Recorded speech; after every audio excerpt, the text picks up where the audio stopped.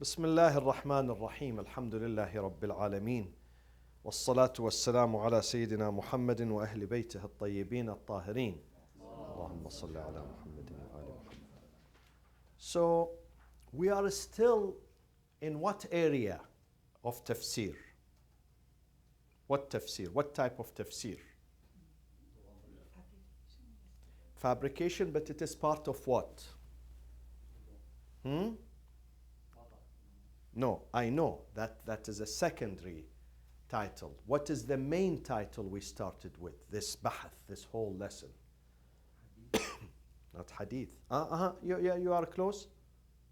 Which type of tafsir? التفسير بالمأثور, which is the text. So what do we mean by tafsir بالمأثور? We have tafsir with ra'i, opinion, personal opinion. We will come to it. But we have tafsir بالمأثور. It means it follows the text of the Prophet or the Imams or some of the companions of the Prophets. They explain the Quran to us. We depend on their explanation, not personal opinion. Personal opinion, we will come to it. Okay? Personal opinion is called what? At-tafsir al. This is another name of it is what? An-naqli. Not nuqli, huh? Naqli, not nuqli. Nuql is najat, is a sweet, Iranian sweet. Call it nuql. In Arabic, mlabbas. But naql is the text. So versus what? Naqli versus what? Aqli. Ahsant. At-tafsir al-aqli. Aqli is personal opinion. We are not speaking about this now. We are now in this category still. And then we said one of the afat, one of the setbacks and challenges of this type of tafsir is what? Fabrications. So we came then to fabrications.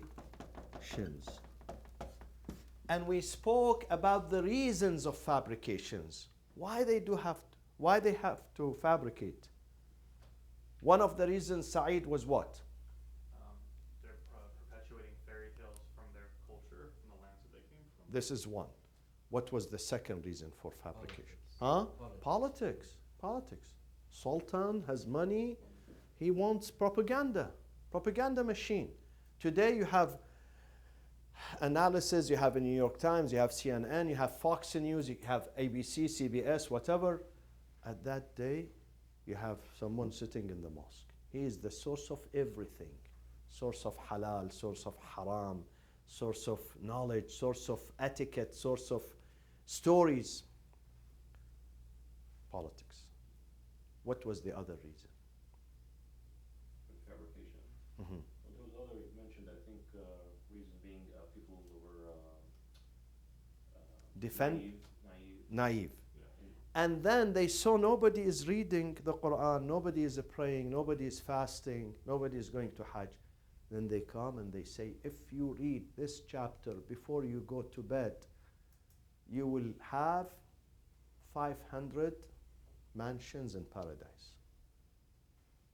So every night you read this chapter, you have 500 mansions. Okay, after 2 years, how many mansions are you going to have? What more can you ask? Which doesn't make sense. Doesn't 500 man. What do you do with them? Leave them vacant, give them to rent, Really. Doesn't make sense. Or God is going to wipe out 70,000 sayyi'ah from you and give you 70,000 hasana for just saying La ilaha illallah. Doesn't make sense. God is generous, of course. God is generous. God can give you anything, unlimited. But God is wise too. God does not want you to be lazy. You go and commit sins, and then you come back home and say, Subhanallah, astaghfirullah, and then it's wiped out? No. This is not logical. God has a system of justice. You commit a sin, you hurt people, you go apologize. You take money from them, give it back to them. These things doesn't work. So they used to make religion sound silly, sound religion of the lazy people, of irresponsible people. A religion that does not have sense of responsibility, which is not good. And then you come, you tell them, why do you fabricate? He says, because people are not reading the Quran. I want to encourage people, but you are lying. You are lying.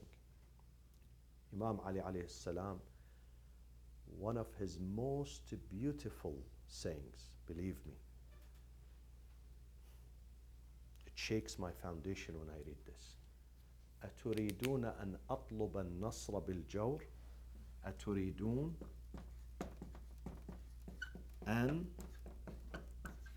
أطلب النصر بالجور. Do you want me to seek an أطلب, to seek justice through injustice? Huh? Do you want me to seek justice through injustice? I can't. Justice is not sought through injustice and corruption. They came to him, they said to him, Ya Ali, listen, keep this. We know this is corrupt, Muawiyah corrupt, Talha, Zubair, those are corrupt, but keep them. Just shut your eyes. And he said, no, if I am caliph, I am responsible. Either I do not become caliph, or when I'm in charge, I have to purge the society from those corrupt elements. So he said this sentence, Aturidun, do you want me to seek justice through injustice? It can't. Someone who is corrupt cannot bring justice. Today we seek democracy in Muslim countries, but our leaders are corrupt. How can a corrupt person bring you transparency, accountability, democracy? How come? He's corrupt. He's corrupt. Even if he pretends to bring it to you 1 or 2 days, then he will switch 180 degrees. So those people who fabricate stories, they are hurting the religion, and they think they can win 1 or 2 people. I don't want those 1 or 2 people who come through corruption and lies. Be fayda. They have no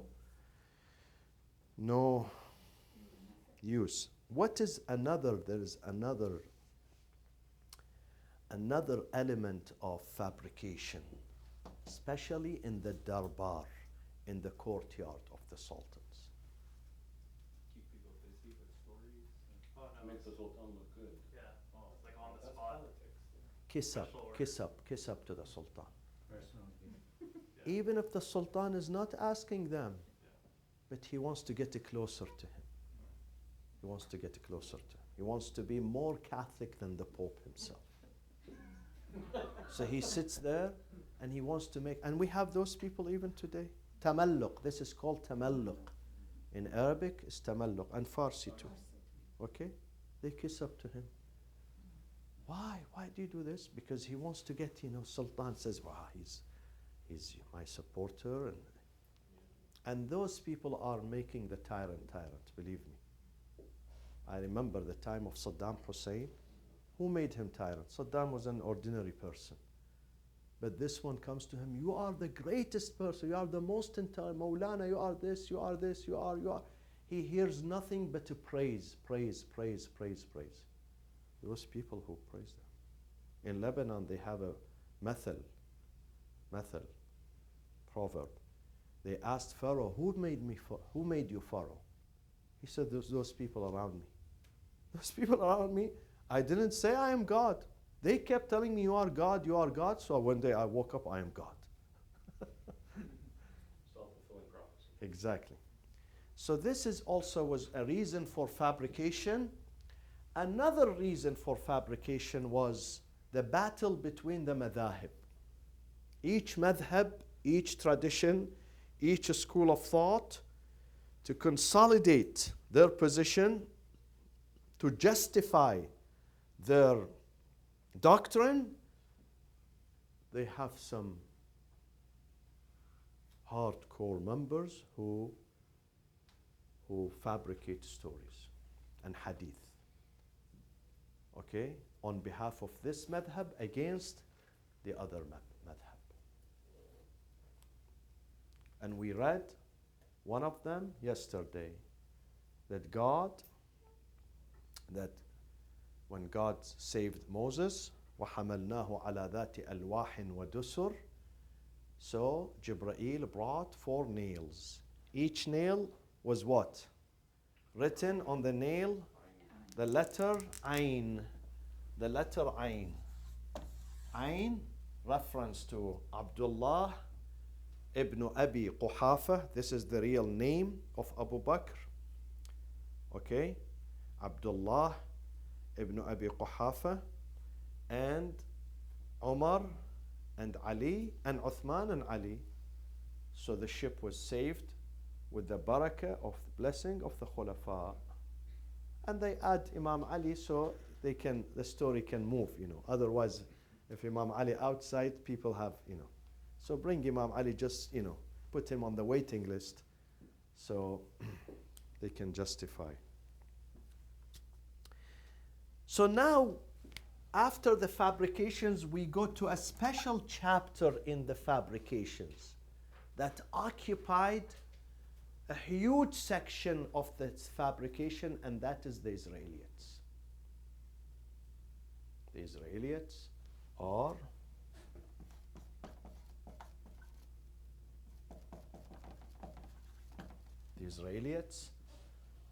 occupy an important part in the fabrications of the hadith.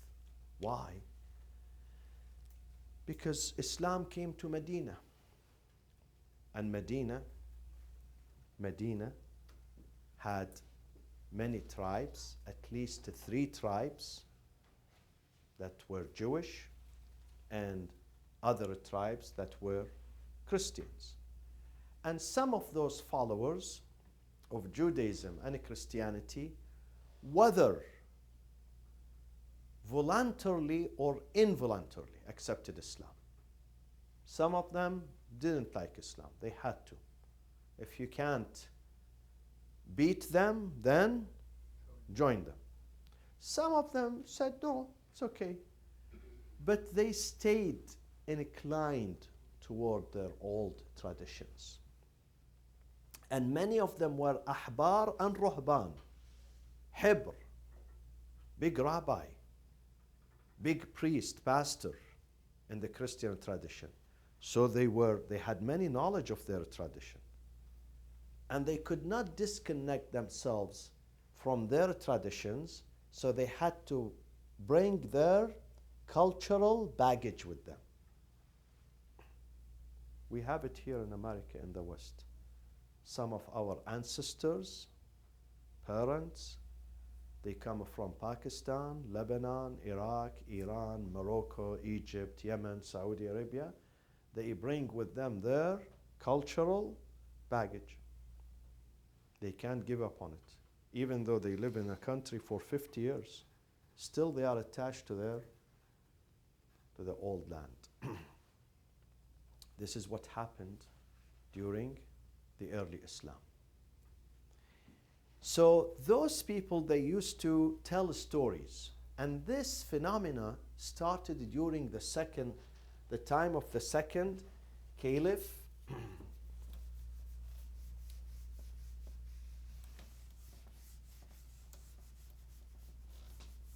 The time of the second caliph, when he allowed one of those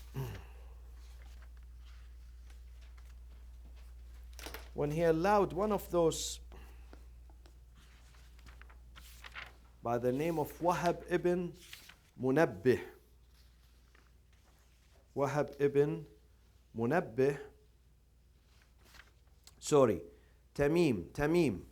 Tamim ibn Aus ad-Dari. Tamim ibn Aus ad-Dari. Ad-Dari from a tribe called Bani Abduddar. Bani, the children, Abduddar.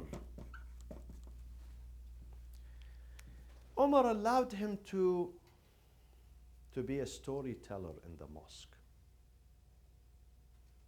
Because you need to entertain people. Nowadays, you go to the theater, you go to the, cinemas, movie theaters, you have Netflix, you have Disney. What are the others? Wallahi, huh? Disney, Netflix, Hulu, whatever.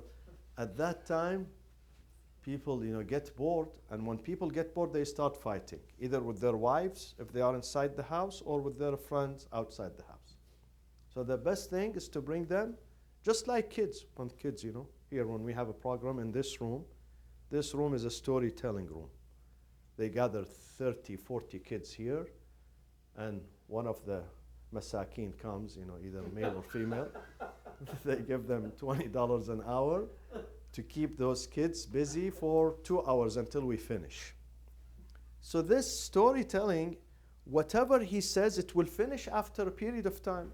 Even if he's the most genius, person, after 10 years, he doesn't know what to say, so he has to invent. And my friends, even today, I've seen some of those successful speakers, orators, khatibs, are the one who address unusual things, superstitions, stories that are ajib wa gharib, stories that captures the attention. Because if you speak about normal story, people will, but once you say, the Prophet one day was riding, let's say, a python, rather than saying a horse, believe me, even those who are napping, they will open their eyes. Python? Prophet? I asked one of the speakers, why you don't address real issues? He says, real issues does not bring you food. Believe me. People don't like it. People like unusual stories, unusual ideas. You have to be different. Otherwise, they don't listen to you. Otherwise, you don't become the talk of the town, because normal things, You have to say something abnormal, so people, he's saying something. And then it becomes, subject for debate and discussion. Some people accept, some people reject. You have to speak about weird stories. Weird stories. I remember a khatib, I was watching him. I don't tell you where, because I don't want to elaborate. He spoke about a story, believe me, even women who were, chatting in the back, all of a sudden silence, dead silence.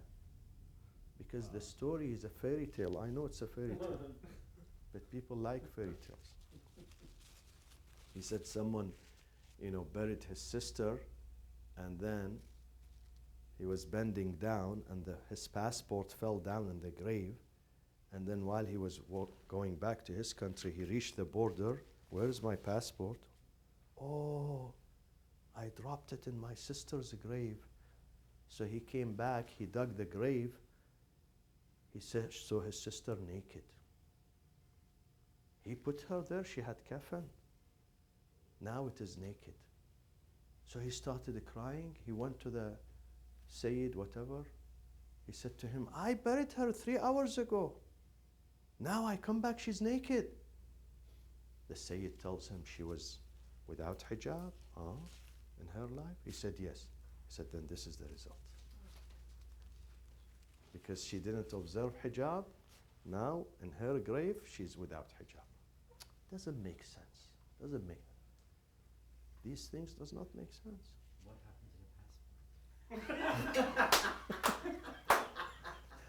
I think, he couldn't find, when he saw her without, he just turned away.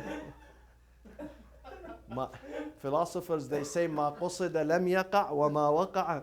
What he went for, he didn't get it. And what he did not expect, he found. So these stories, maybe sometimes, maybe, it frightens me. I said to him, why do you? He says, we have to frighten those women. If they don't get frightened, they don't put on the hijab. I said, but I disagree. Religion is about love. When you love something, you stick not when you fear something. When you love something, you stick to it. But when you start fearing it, you don't do it good. You don't do it good. This is not the right thing. So, my friends, what is the meaning of Israeliyat here? Can someone tell me? Can someone tell me what are the meaning of Israeliyat? Someone. Bringing Christian and Jewish heritage into the hadith, like Yes. the tales or the stories. Not only the traditions, bringing the tales and the superstitions, because not everything they had is bad. Some of it is worthy of learning. But the fairy tales, asatir, bringing the asatir,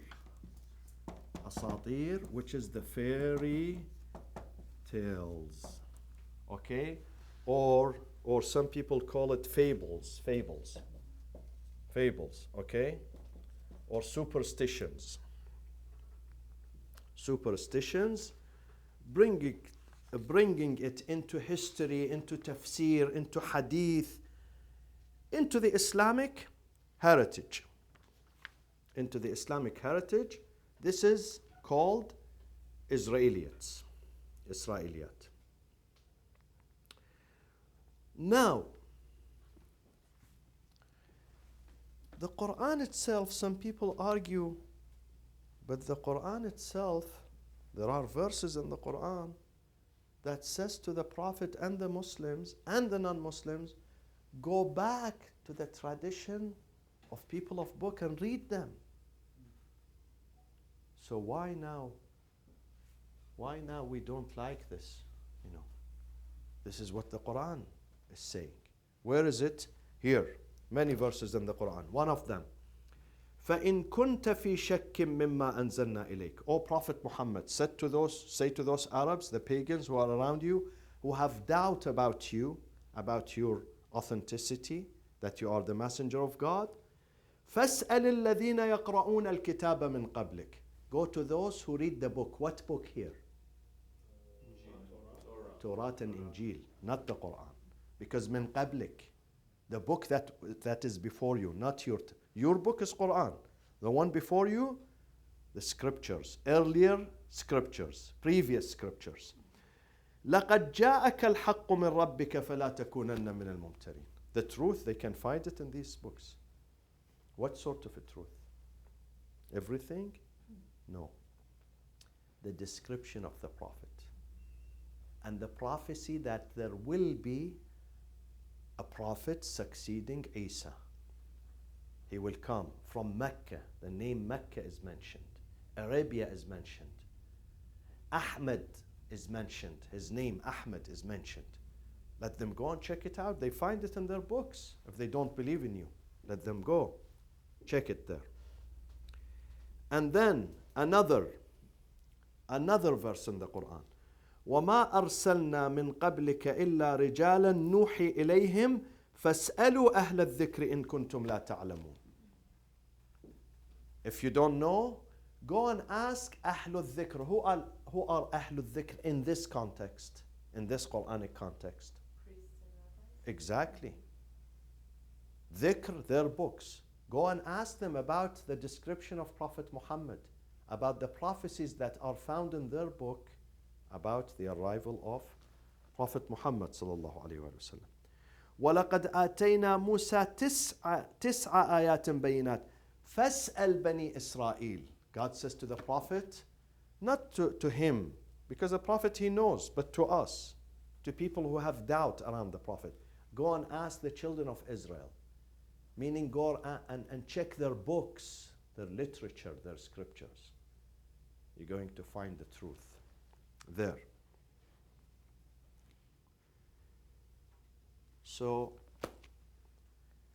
the Prophet, the Quran in the beginning asked those people who have doubt and suspicion about Islam and the Prophet to go and check the previous books.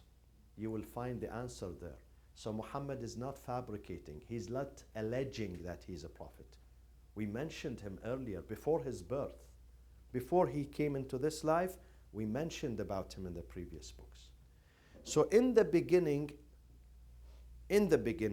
God gave permission to Muslims and non-Muslims to go and ask the previous religions, so they can find the answer there. But then the story changed.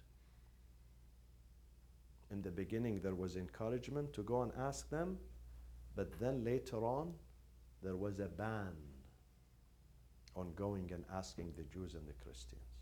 Why? Because they were fabricating. Exactly.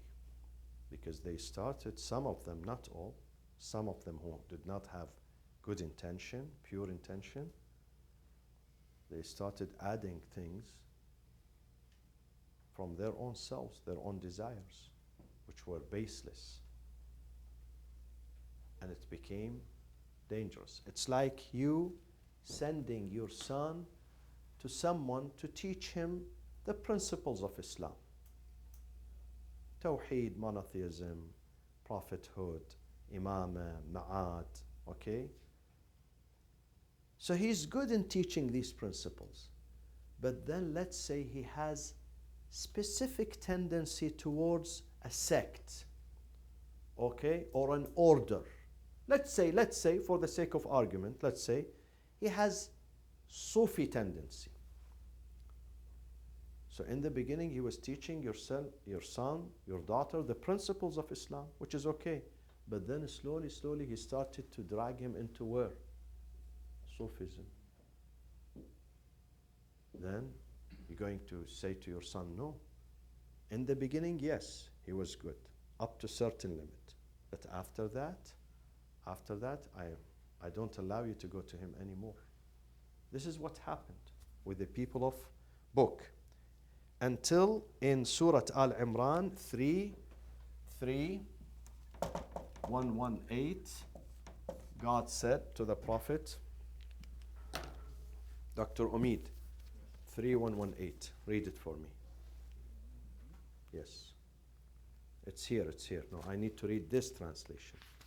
3118, Al-Imran. 315, no, 3, this one here, Habibi. Yalla. Here. This one, 3118. Read the English translation for me.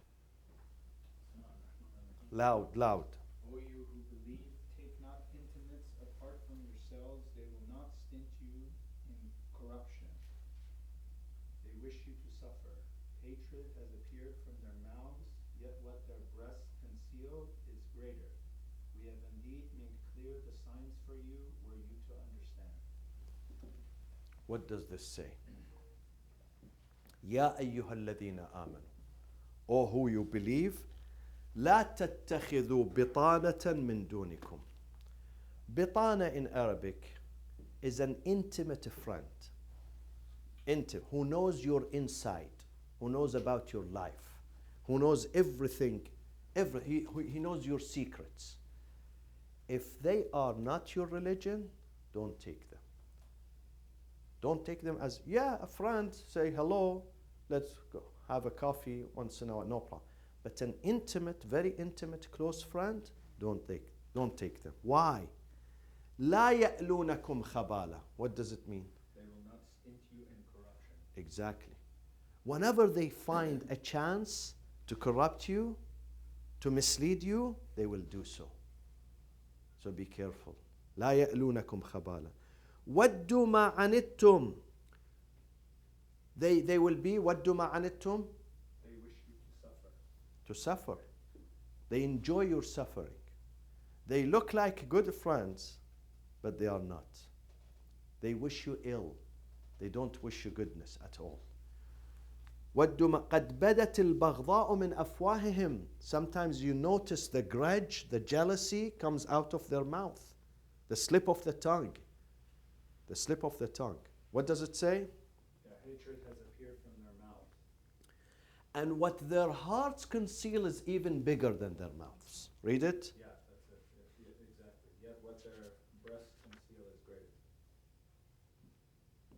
So here you have to be careful because they don't wish you good. So here you have no right to be there, to take them as intimate friends.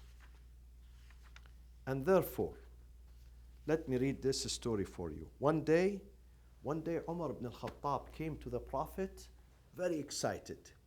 He has obtained some papers from previous scriptures. It has stories, it has, stories of a prophet, stories how book of Genesis, how this universe was created. He came, and this hadith has been mentioned by the greatest transmitters of hadith in the Sunni tradition. One of them, Imam Ahmad ibn Hanbal. Imam Ahmad ibn Hanbal. He says, إن عمر بن الخطاب أتى النبي صلى الله عليه وآله وسلم بكتاب أصابه من بعض أهل الكتاب فقرأه عليه. He brought some chapters, he took it from the people of book to the Prophet, and he was reciting these pages to the Prophet. فغضب صلى الله عليه وآله وسلم. The Prophet got what? Angry. فغضب النبي. فقال أمتهوكون فيها يا ابن الخطاب. متهوك. Are you متهوك? See? متهوك. Today, use it with your family members. When you go to Qom Najaf, use this term with them. What does that mean? It means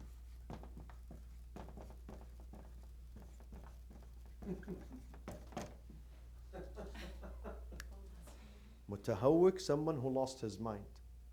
The Prophet got angry. He said, Omar, are you crazy? Are you crazy? I am the Prophet of God. They should come and learn from me. You go and get their books and you bring it here to me and read it to me, rather than inviting them to come and listen to what I am saying. You bring me their statements.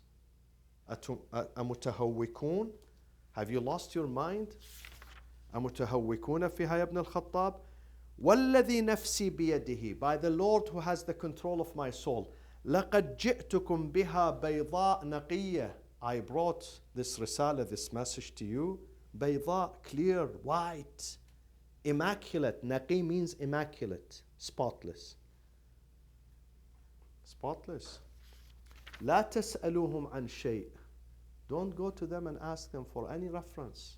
Don't ask your questions from this. فوالذي, this is very important, my friends. Write it down, please. فوالذي نفسي بيده, by the Lord who controls my soul. لو أن موسى كان حيا, if today Musa is alive, ما وسعه إلا أن يتبعني. He had no choice but to follow me. Their prophet Musa, if he's alive today, he will come and listen to me. He will ask me. So don't go and bring me their papers and read it to me. Don't do this.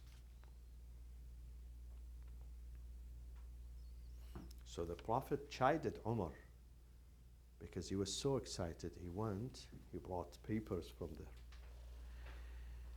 And therefore, and my friends, Allah says those people of book, they lost their own books. They didn't take care of them. They didn't respect them. They respect Islam and the Quran. They wouldn't do that. So stay away from them. Stay away from them. And then therefore, Bukhari has a special section in his book. The title of that section, the broad title, لا تسألوا. لا تسألوا أهل الكتاب. What does that mean? What does it mean? لا تسألوا, do not ask the people of book. And he has numerous hadiths underneath it that the Prophet said, from now on, it's forbidden to go and ask the people of book because they're going to confuse you. So sir, this ayah we just read, 318, is that tied to the hadith we just read, or is that the Asbab al-Nuzul? 118, not 18. 3:118. Yes. Yeah. Yeah. Yes. Yes. Yes. Yes. Exactly. Yeah. Yeah. Okay? So, but unfortunately, some people, they could not stop. Despite this ban, this prohibition, they had the habit of going to those ahbar who converted to Islam. But their conversion was under question, zira su'al, because of their behavior. Because of their behavior.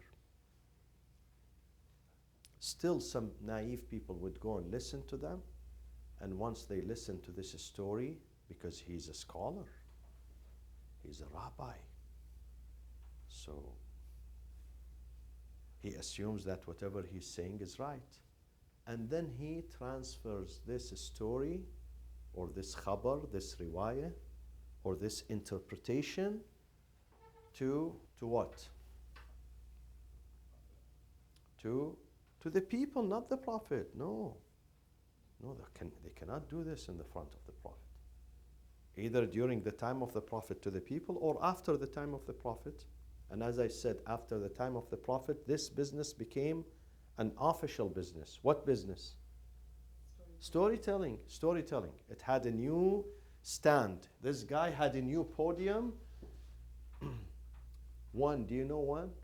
During the time of Omar? Do you know one? Just before the Friday prayers. سخران قبل از خطبها.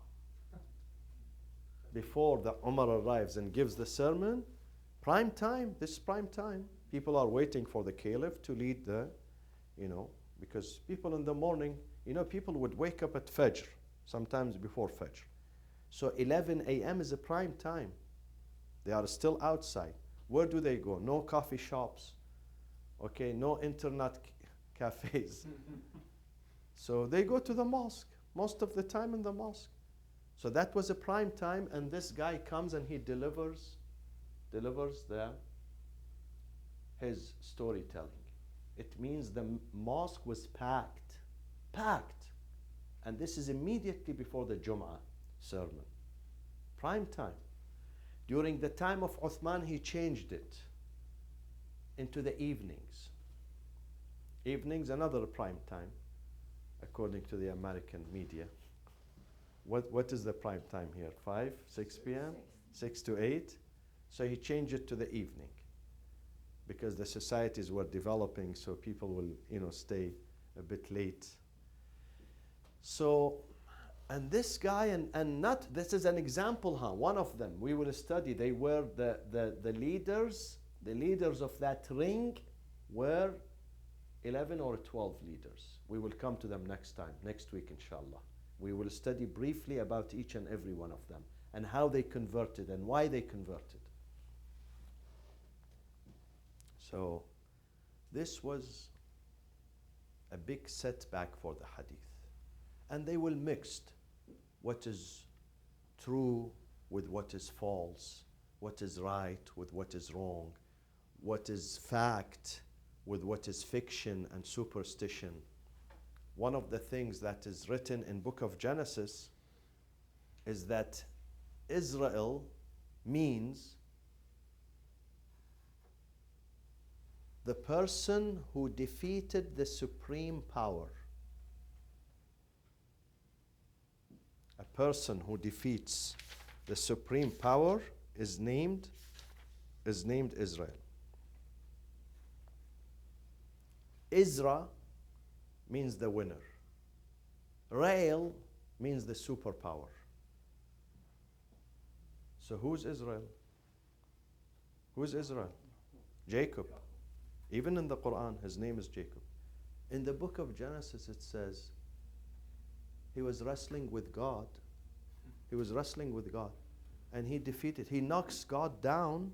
He knocks it down. God says to him, from now on, you are not Jacob anymore. You are Israel. Because you defeated the superpower. Superstition. How can he wrestle with God? Some of them wrestled with God. Some of them wrestled with Jibreel. Who was the one who wrestled with Jibreel? With the Azrael. Musa. Musa. He punches him in his face. He knocks his eyes, pops his eyes out. Then he goes to God with one eye. And God, you know what he says to him? Very funny. God doesn't know this information. God doesn't know what is going on in his kingdom. God says to him, Malakul Maut, what happened to your face? This is even more funny. Okay, this fight takes place and God is the last one to know. God says to him, surprised, what happened to your face? He said, God, you sent me to someone who hates to die. God says, I'm sorry. Really, I'm sorry for your loss, And this story is in Sahih al-Bukhari. This is in I don't think it's funny. Wallahi, it's not funny. You cry. Wallahi, we must cry. This story is written in Sahih al-Bukhari, my friends. Sahih al-Bukhari. I have it on my desk. I'll show you where it is written. The story is cut and paste from Israelites to the Islamic tradition. Without any editing. Cut and paste. Even in the Shia tradition, my friends. In some of the Bihar, you have such stories that we know this is Israelites. This is not right. You have to be more careful when you transfer something. It's not copy paste. You have to examine this. Examine it. See, is this acceptable with the Quran, with our theology, with our ideology, or not? Yes, you were saying something. No. Oh, yes, Dr. Ali. When the Bukhari gives these kind of like a hadith, or does he give like a rating system? Like this is sahih, or this is. He says everything. People who did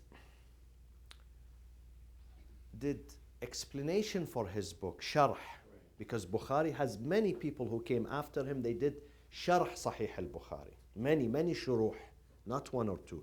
Just like the Kafi, we have shuruh al-Kafi. He himself, he said, for 25 years, I did my best to get nothing but the Sahih, but the authentic, he says. But those who came after him, they did the sharh. They had time to examine. They say, no. This is in the chain of narrator. This guy is kadhab, liar. We can't accept. Or this hadith contradicts the Quran. Quran says something and the hadith says something else. So people who came after him, they did investigation and they admitted that not the entire book is sahih. But he said it's sahih. But they kept it in the book, in Bukhari's book.